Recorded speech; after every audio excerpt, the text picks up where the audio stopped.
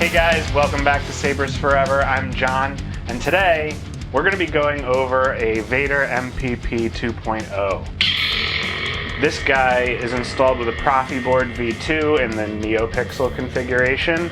It's got a Jimmy Junk chassis that I had printed through Shapeways, so it's actually a metal chassis. And honestly, they're a lot of fun to install. They feel really good in the hand.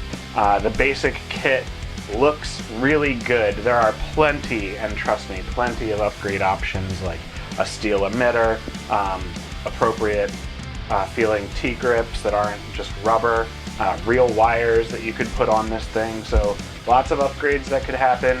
But apart from that, it's one of my favorite lightsabers. So without further ado, let's just jump right in and I'll show you what's going on. So here we have the Vader MPP 2.0 by 89 Sabers. This guy is really shiny. I mean, so shiny that you can leave fingerprints on it very easily. But the best method is just use a microfiber cloth when you're storing it on your shelf or wherever, and you're good to go. Another note is that these famously come with the blade holder very small. It is super tight. And so if you're going to make one of these or order one, I strongly recommend getting a blade that is sanded to fit the actual saber.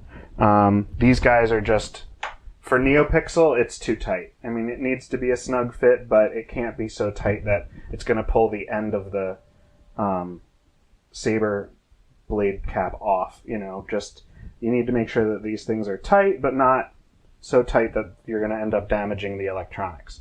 So that being said, let's go over the controls. So this saber has two buttons. There is a button here for power, and this is your auxiliary button. These, I believe, these screws are meant to be used for blade retention. I like them not marred, and so over time, just using a flathead and opening and closing that is just going to mar those, and that's a visually displeasing thing. But the emitter is so easy to just take off. You unscrew this, which looks like this, and there's a number of times that I've tried to tighten this and twisted this, and that doesn't really matter, but it's not going to tighten the emitter.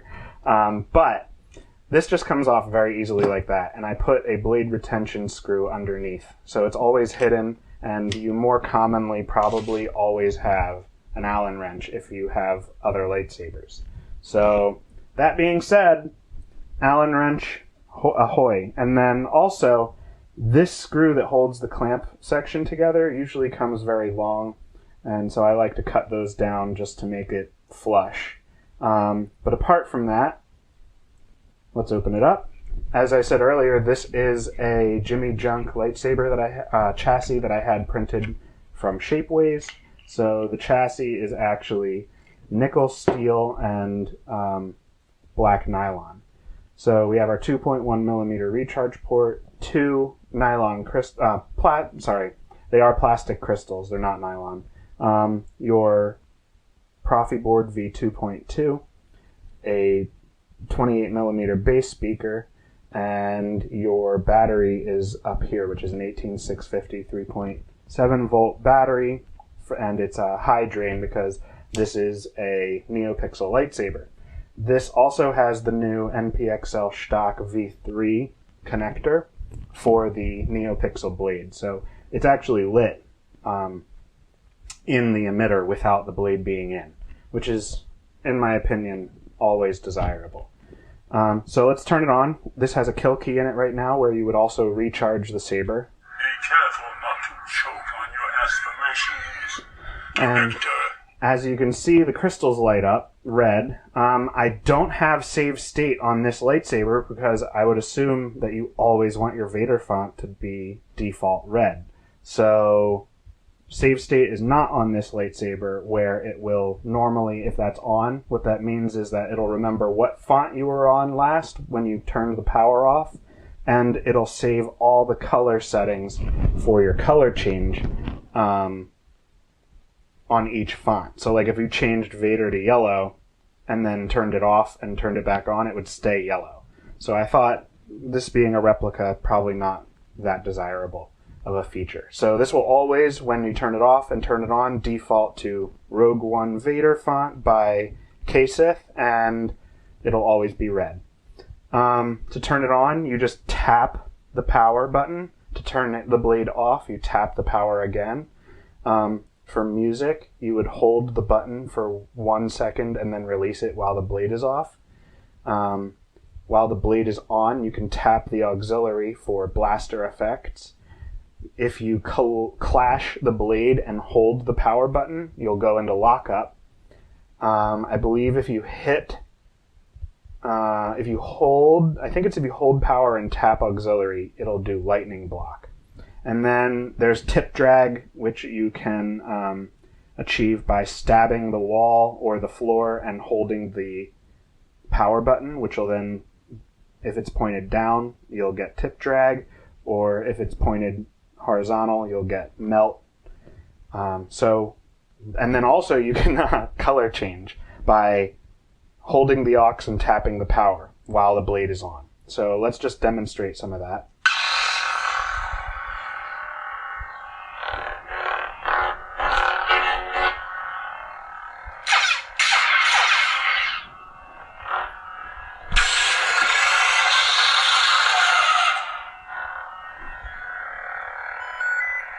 So when you twist the saber in color change mode, that's what makes it change colors.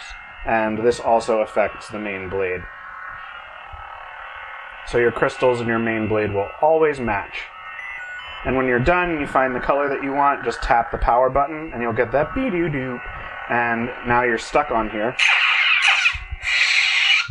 And when you turn the saber back on, it stays that way. But if you were to put the kill key in, doop, doop, it goes back to red. So, not to worry about any of that. When the bottom is on, it is very loud. So, should you ever want to turn the volume down, you would hold the auxiliary. Oop, I gotta put that command in. You would hold the auxiliary, it would beep, and then you can turn it up with the power and down with the auxiliary. It'll never go past its programmed volume level, but you can always reduce the volume, should you want to maybe not disturb anyone. And also, if you wanted to use this without sound, you just double tap the power button, and it starts and does everything that it would normally do, just without sound. So, let's turn this back off. Also, the crystal chamber will react to some of the features. So, like when you turn the saber on, it just stays on now.